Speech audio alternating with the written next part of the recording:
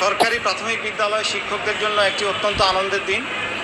তারা 2 দশক ধরে আন্দোলন করছিল, রাস্তাঘাটে বিভিন্ন জায়গায় স্মারকলিপি দিচ্ছিল যে তাদের স্ট্যাটাসটা ক্লাস 2 গেজেটেড হইতে হবে এবং তাদেরকে 10ম গ্রেড দিতে হবে।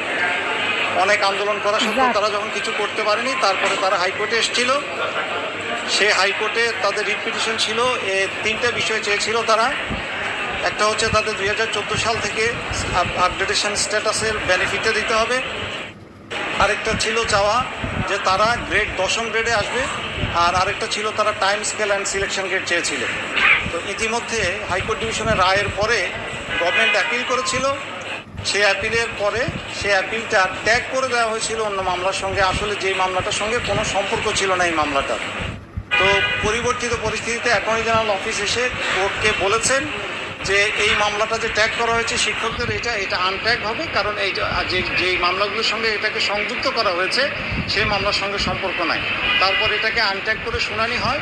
শুনানির দিন আমাদের কাছে সরকার পক্ষ থেকে বলা হয় যে সরকার পক্ষ সাহায্য করেছে এইভাবে যে আমরা যদি টাইম স্কেলের দাবিটা গিভ আপ করি, কেননা 2015 সালের পর থেকে টাইম স্কেলের প্রভিশনটা নাই, যেটা যদি ভবিষ্যতে আবার রিইন্ট্রোডিউস করা হয় তখন আমরা পাবো, তাহলে এই মামলাটা একটা নিষ্পত্তির মধ্যে দিয়ে শেষ হবে।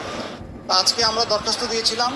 সেই দরখাস্তে আমরা বলেছিলাম যে আমাদেরকে যদি গ্রেড 10 স্ট্যাটাস দেওয়া হয় আর সেই সঙ্গে গেজেটেড ক্লাস 2 করা হয়, তাহলে আমরা আর ওইটা যারা পাবো না সেটা আমরা ক্লেম করব না। আর ইতিমধ্যে যারা 2015 সালের আগে 8, 12, 15 বছর অতিক্রম করেছে তারা পাবে।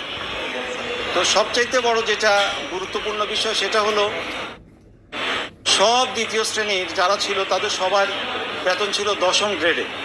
কিন্তু আনফর্চুনেটলি শিক্ষার একেবারে প্রাথমিক পর্যায়ে যেটা প্রাথমিক বিদ্যালয়, সে হেড শিক্ষকরা, প্রধান শিক্ষকরা এটাতে পেতেন, যারা ট্রেন্ড তারা পেতেন 11তম গ্রেড, আর যারা ট্রেন না তারা পেতেন 12তম গ্রেড।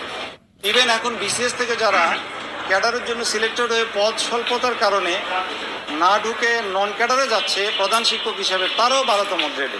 এটা একটা সীমাহীন অন্যায় ছিল। এটা আর্টিকেল 29 এবং 31-এর ভায়োলেশন ছিল।